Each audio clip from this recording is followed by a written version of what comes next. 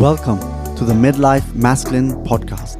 My name is Dhruv Sethi, and join me on this journey of becoming an objective, independent, self-sovereign thinker and doer.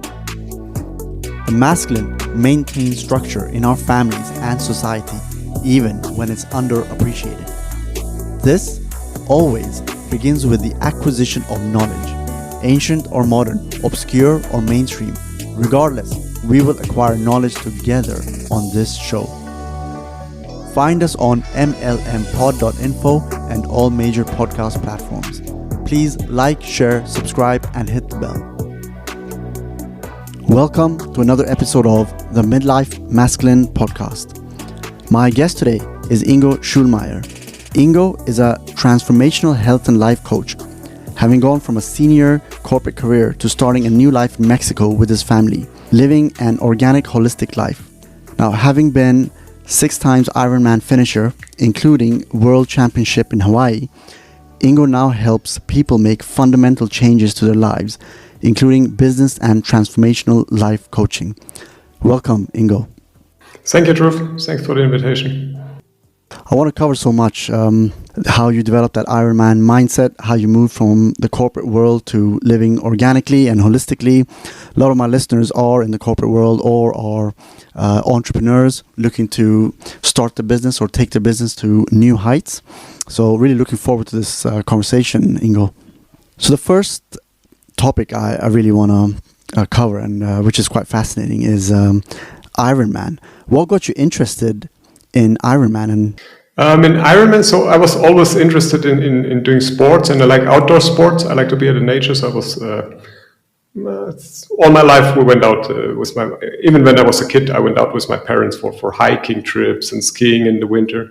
And then when I got older, so when I was like 18, 20, I started running, and maybe 2 years later I also added cycling. And then at one point I said, okay, I'm running, I'm cycling. Maybe I can do also triathlon. I needed to add swimming. And it was not only because I I was something missing, but also I think it's giving you a good balance. Because in the beginning when I started running, we lived in the mountains and I was running a lot up and down the mountains.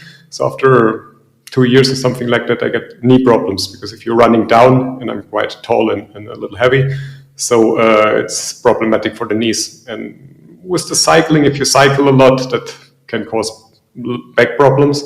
But when I added swimming, since then I actually don't have any problems anymore. So I think it's also, triathlon is a good balanced sport that gives you like a holistic workout, because you train different parts of the body at different times. And and I enjoyed it a lot since my first time. So I did my first triathlon in 2007, I think.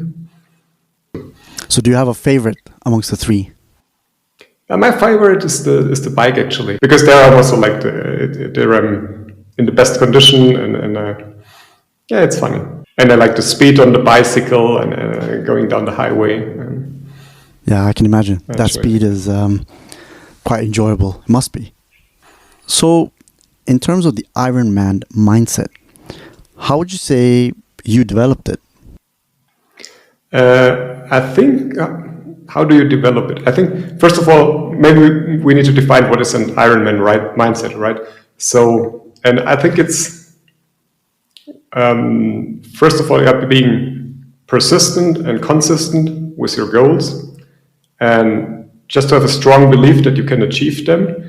Because, an Ironman, it's not only the event itself is quite tough. So usually it's a day of depending on your level, but between 10 and 15 hours for most people. And so it's a long day, but I think what's even more challenging is the long preparation ahead of that, right? So because usually you have 6 to 9 months intensive preparation, and there you really need to be disciplined with your training and with your nutrition. You cannot just do what you want. It's really every week counts, and every week you need to bring in your training sessions, and you need to take care that your nutrition is right, that you're not gaining weight or something like that, and that you also get all the minerals, because if you exercise a lot, you of course have to also lose a lot of minerals through sweating, so you need your minerals and proteins. And yeah, so how did I develop that? I don't know. I think it's just like for me, and I think that's something I was good at is the goal setting. So if I set myself a goal, I'm usually reached it also, right? So if I really want to have something, so I'm going to reach that. And if you have that in mind, and if you visualize that, and if you think about that every day and really embody that, so that's the first step to really, or that's the basis for setting up really the discipline that you need. And So talk to me about that goal. In words, what was that goal and how did you embody it? What does that mean to embody a goal? to embody a goal, I mean, it means that you see yourself being really there. And if you're an endurance athlete, I think Ironman is one of the biggest goals you can have, right? Because it's like the most difficult probably, but also the most shiny and glamorous event that you can go to. And so my dream always was to go to the World Championship, which is in Hawaii every year since 40 years. And of course, I didn't start with Hawaii, but I started with being an Ironman. And when I signed up for the first Ironman, I knew that I can do it. And you need to embody that knowledge. You need to be very certain within yourself that you can achieve that goal, right? And you need to see yourself already there in all the preparation time. You see yourself already passing the finish line and enjoying that moment. And that's, some people call it visualizing, or like just imagining that you're already in the situation, that you are already an Ironman. And I think that applies to all goals you have, right? If you want to have a goal, it doesn't help you to say, one day I maybe want to be this and that. One day I want to be maybe a millionaire. You need to be certain about it. Saying, at whatever, 1st of January 2025, I'm a millionaire. And then it's like a statement. It's not like a conjunctive anymore. And what about in preparation? I think you said 15 hours per day preparation or training, and preparation took about 9 months leading into the competition. So in that period, what were the top things you had to sacrifice apart from junk food or those kinds of things? But I'm thinking more in terms of relationships, social aspect of your life.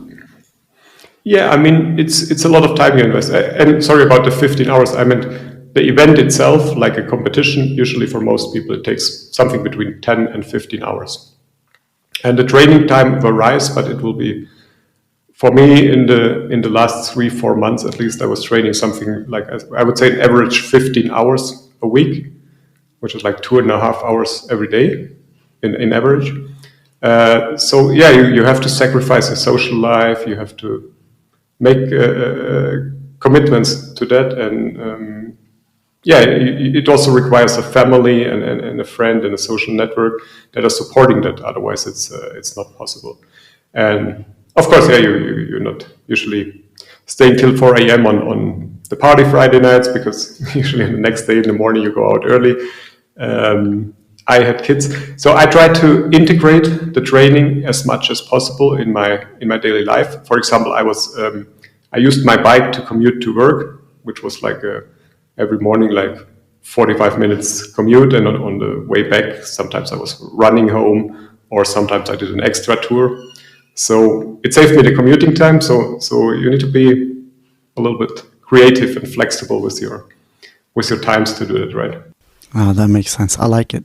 Basically integrating training into your day-to-day. Sometimes I use the lunch break for training, or early Sunday mornings when everybody's sleeping, you go out at 6 a.m., have a bike ride till 10 a.m., stuff like that. And I'm assuming alcohol was totally out of the picture, and so was junk food. Yeah, I'm not absolutely absent to these things, so I drink sometimes a beer, and I'm also eating sometimes junk food, but not very frequently, because most of the time we're eating at home, and it's not an issue for me. I mean, I can eat sometimes here in Mexico, we go out, eat tacos or something, or whatever you find. Especially when you're traveling, it's sometimes difficult to find good food or healthy food. But But yeah, you should avoid it. It's better to avoid it. No, absolutely. So in preparation for a competition, say during that 9-month period, as you're training and you injure yourself and you know with that injury you sort of have to rest, how do you develop that patience to rest knowing that the deadline is getting closer and closer? Yeah, I think that's a great question, and I think that's a very important point that many people do wrong, and I think that's probably a general problem in our society today, right? That people want to have the results always now. They don't want to wait for anything, right?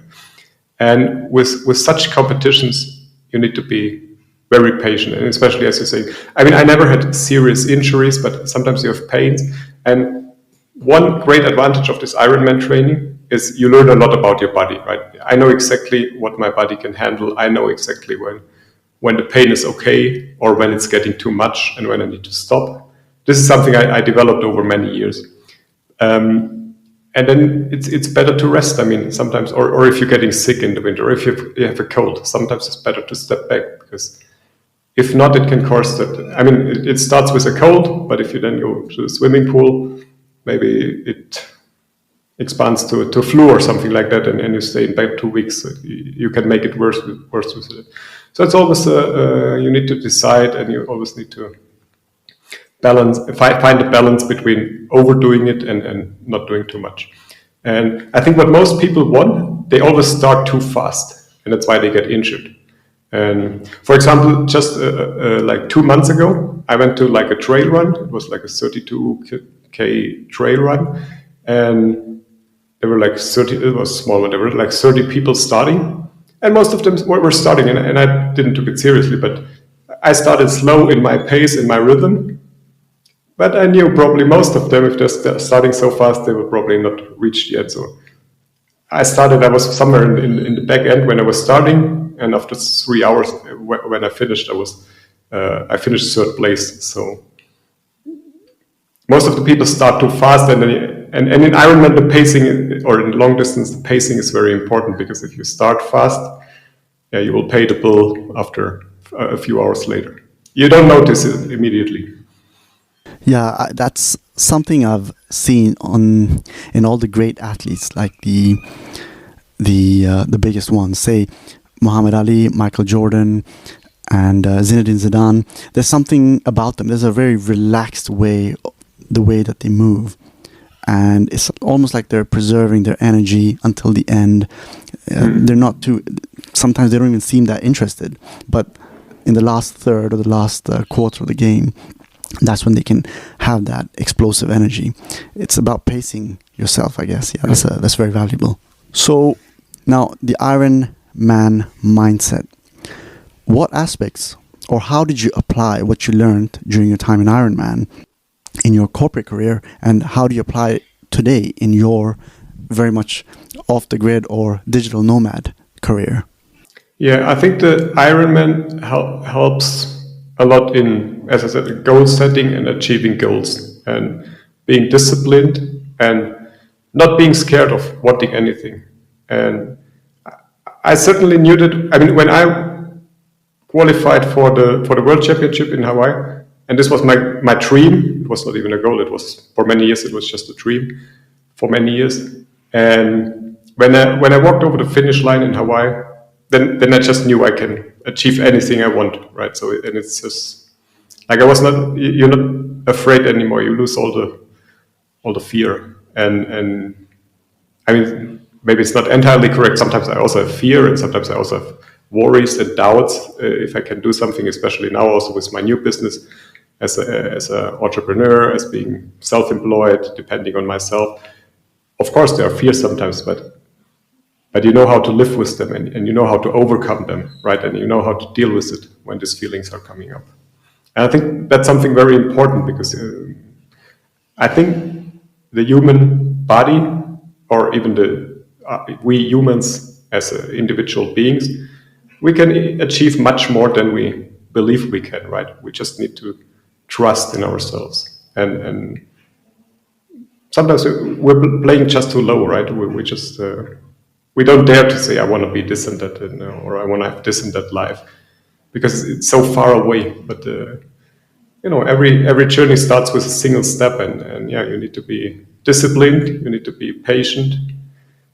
You won't get it tomorrow, you won't get it in 1 week, but if you want really something, you can do it. And I think that's one thing I learned from that. Maybe I had it a little bit before, but I think with that, this work and how to work on myself and how to discipline myself is something I learned in this sport. That is key advice. A lot of the listeners here, midlife men, would be thinking, okay, half my life, or nearly half my life, or more than half my life has passed now. What am I going to do with the rest of it? And so time is sort of a fear that's looming. And maybe also with that fear, the men listening would be rushing to, say, start that project, start their business, all those things. So what I'm hearing is just sort of be comfortable with that fear. It'll always be there, but overcome it somehow, maybe make peace with it. Yes, exactly. I mean, there's always, I think we can make a decision in our life, and that's an important decision. What do we want to have? Do we want to have a mindset of comfort, or do we want to have a mindset of growth, meaning we want to achieve everything? I think most people living a mindset of comfort. They're at home, they have their job, they have their salary, they're sometimes more, sometimes less happy. They're coming home, they have their food in the fridge, and they have their television, like 60-inch television or whatever. And this is a mindset of comfort, right? There's no growing anymore. And that's completely fine, right? I'm not judging or valuing that. So, but if you want to live a growth mindset, and if you want to become more, and if you want to make, for example, contributions, or if you want to achieve things, you have a growth mindset. And if you want to have a growth mindset, then you need to live with uncertainty, and you need to live with that is sometimes a fear, or sometimes it's uncomfortable. But you're honored and paid with other experiences, with much more valuable experiences, in my opinion. How did you differentiate between the comfort where this comfort is allowed, I'm allowed to watch TV today, versus where I cannot rest, I have to be exercising? How do I differentiate? I think that's part of the game, right? Because you cannot always be on 100%, right? So you cannot train always. There will always be, every sport depends also on a time where you push yourself and a time where you rest. And actually in the rest phase, you're building the muscles, and your body is building itself up for this competition, right? So you need this, you always have this ups and downs, and that's the same with if it's like your body, like your muscles, like your performance, your physical performance, or if it's your mental performance. We have the same in the mind, right? We cannot always like work hard 20 hours a day. I think we also need this rest phases with maybe meditation, or just go for a walk in the nature, or being with the family. So I think you have to find this balance. I think the people that work 20 hours a day or work out 20 hours a day, it's not healthy, and it will be not successful in the long term. Or if you do too little, also not so. We're all individuals, right? So I think I'm glad you said that. I was expecting a different answer. Ex-Ironman competitor, I was thinking, oh, well, you can rest when you die. No, absolutely. I wouldn't know. I think that's a mindset that leads to burnout. So moving on, now you made a move from a senior corporate career to essentially being the master of your own life. Now you sort of live off the grid in Mexico with your family. And a lot of listeners would be thinking, they want to be masters of their lives, because a lot of listeners here in London would be professionals. My first question is, people who would want to live like you, where should they start? Or how did you start? How did I start? So for me, I think it was a very long process. As I said, or I'm not sure if we mentioned it, but I was working for 15 years in the semiconductor industry, in different engineering and management level positions. But over the years, I found out that I'm not really happy with that, and that's maybe the other important point. I think with all the sports stuff, we discussed a lot about setting goals and achieving goals, right? And this is one important aspect. I think the second aspect is that we need to make sure that the goals we are setting to ourselves are aligned with our values and with our beliefs. Because otherwise we can set a goal and run in direction and achieve it, but we won't be happier after that, right? And that's maybe something that happened to me in my corporate life, I think. And to understand that, I think it's very important to study ourselves and to go into ourselves, to feel or to release our feelings, and also to develop our own values and passions and purpose. Because a lot of times, especially in our times today, right, we have a lot of influence, we have a lot of noise around us from social media and from our parents, how we should be and what success really means. I mean, success really means you have a big paycheck and you need a big car and you need a big house and whatever. So, but we need to understand that often maybe we believe this is our values, but sometimes they're maybe not. And this requires work on ourselves to understand that. And well, it can take for everybody, it can take a different time. For me, it took a long time. And even when you understand it, I think it's still a very difficult decision, especially if you have a family like me. Because I always thought when I was working, maybe I wanted to do something else, maybe I wanted to become an entrepreneur. But I said, no, I cannot quit my job because I need the money at the end of the month, because we need to pay the mortgage, buy food and stuff for the kids. So I wanted to do something else, but I didn't do it because I was in this pattern that I cannot do it. So I think the first point is start to understand yourself, and you need to be willing, or you need to recognize actually that you want to have a change and that you're actually not happy. So that's the starting point for that. And once you decided that you want to change, and you decided, okay, I'm going to leave my job and I'm going to live this life in Mexico, what was the first thing you thought of? If I was in that position, the first thing I would think about would be, okay, where's the income going to come from? But I know there are some people who don't think about that in the first instance. But yeah. Of course, I had these thoughts, and I'm still having them to an extent. The point is, I mean, we had some savings, and we said, okay, we can live for an X amount of time with the savings, and in this time I have time to build my own business. And I don't know, I always thought I will be afraid of that, but I'm not really scared of that right now. I'm not really. I think it's also because I don't really have this. Maybe I don't give the same value to money anymore than I did before, or I think I developed also a lot personally and spiritually over the last years, that I'm at a phase now where I just believe that everything will be good, and that's the Ironman mindset. Not sure if this is the Ironman mindset. Maybe it's just like a trust in that the universe will fix it, right? That there's a higher power that will make sure everything will go its way and everything will be in the way it should be. And if you approach it with a positive mindset, then I think it's you will get back to positive things. Yeah, for sure. And I want to move on to the holistic, natural life. I'm moving more and more towards holistic eating, holistic being. I was never a big meat eater, but now for the past 3 months or so, 3 consecutive months, I've been vegetarian.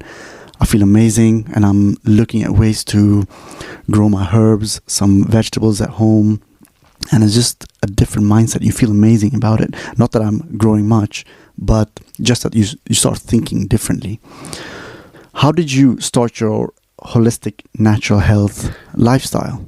So I grew up in a normal, let's say normal family. So we were eating the food from the supermarket, and we took all the medicines in the winter. But when I started my own life from, let's say, 18, 20, when I had my own apartment, and then when I met my wife, so I was always interested, became more and more interested in nutrition. Also related to my sport or athletic life, but also in general, just to be more healthy. And I think I have to appreciate here my wife. I think she's even more in this direction, and she helped me a lot also to get in this direction. But over the years, we became more and more to believe that we have to eat more natural, and that actually the things they're selling in the supermarkets and all these processed foods and junk food and all this stuff, and the mass production of meat, for example, with all these hormones and antibiotics that they give to the animals, that is actually causing a lot of our problems and our diseases today, right? All the sugar that we're putting into ourselves and the saturated fats. So we started to go more and more in this direction. So I'm not vegetarian or vegan. I mean, we tried this at a time. My oldest son is vegetarian. I think it's okay to eat meat, but when we eat meat, we eat it from organic sources, right? That we make sure that it's high quality meat. That's not coming from a factory where they feed them with whatever hormones and all this stuff. So yeah, and over the years, we got more and more into that. My wife is doing a lot of, let's say, plant-based medicine based on herbs, right? And it helps us for a lot of diseases. So we're hardly sick, and yeah, for us it works pretty good. And I think also for our children, we're very happy. Especially with the children, we went more and more in this direction. We try, I mean, not 100%, but we try to get all our food from more. I mean, organic is also like a label, but you never know what's actually in it. But we try to do it as organic as possible. Yeah, they change the definition of organic quite frequently, I've been told. I think the true organic is probably what you would call wild, if you eat meat. Yeah, but even with the wild stuff, I mean, it's not only like, even if you have organic food, like let's say all the corn and the wheat and this plants, they're so modified on. I mean, they're not what they originally used to be, right? Like the seeds are very different. They're genetically modified, so it's something very different. Like if you eat corn or wheat today, like if you would have eaten it 50 or 100 years ago. So it's not the same plant anymore, basically. I mean, all the major food scandals have been to do with the meat. So mad cow disease, and there was a horse meat scandal in the UK some years back. We have to be careful what we eat. So I also want to ask you about your coaching style. So you're a transformational health and life coach. So what is your coaching style? So my coaching style is actually, I started with health coaching, especially what we talked about right now with alternative health coaching and leading people to different ways of eating and understanding like which foods are actually good for them and which are maybe not. But I was not really happy in this niche because I think if you look, I mean, it's all online, right? And most of the customers and clients you reach online. And the problem is there. What I don't like is most of the solutions that are offered are this, let's call it life hacks, or this short-term solution, like something like whatever, lose 10 pounds in 6 weeks or something like that. And I think that's not really working because it's just based on motivation, right? And that's, of course, it works maybe for 3 months. We can motivate ourselves now to eat healthy for 3 months or to go to the gym for 3 months. But I think if we really want to make changes, you need to think more long-term, and then you start to need to work on yourself and on your pattern. Because, I mean, where is it coming from that we're eating like junk food all day, or that we stuff ourselves all the time with snacks? It's a behavior pattern, as it has its roots somewhere. And so I started to be more interested in the area of transformational coaching, which you really go into this underlying patterns and beliefs that causing certain behaviors that you have. So does that include understanding what your values are, and then after that seeing how they manifest themselves into patterns? Yeah, exactly. Values is one thing, or other things are, for example, traumas from childhood traumas, or like beliefs we had. I mean, most of the beliefs we carry with us today, they're formed in our early childhood, right?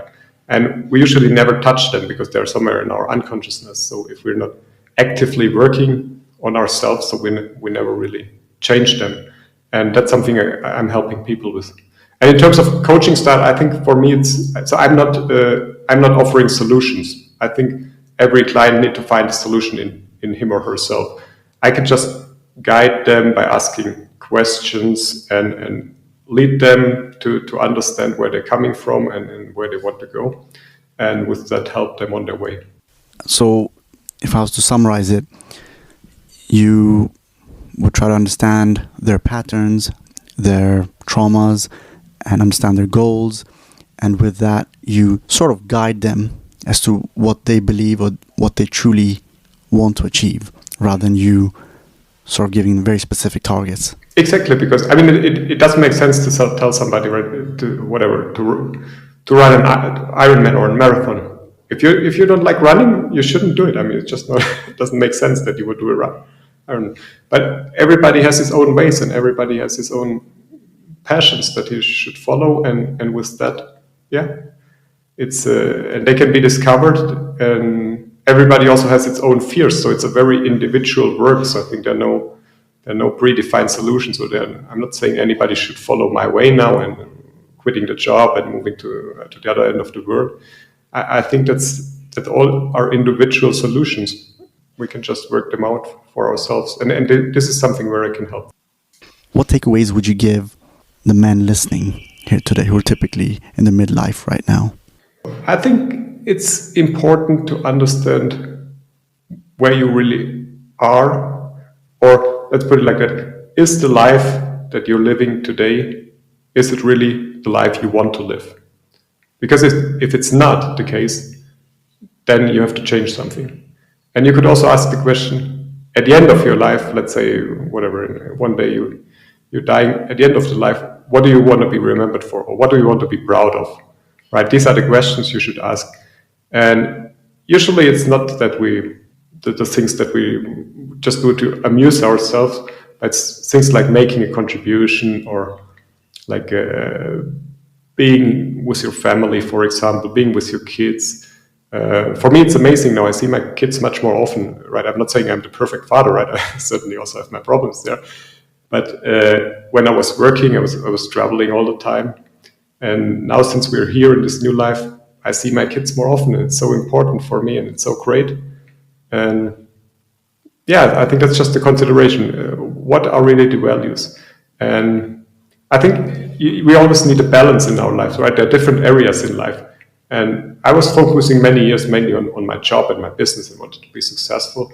But there are other areas like your family, your relationships, your body, your health, that you should take care of. And you always need to find like a balance, that you have all these areas in balance. So if one is here and the other is somewhere down below, so usually this is not working for a long time, because then, like, if you neglect your body for many years, you will pay the bill.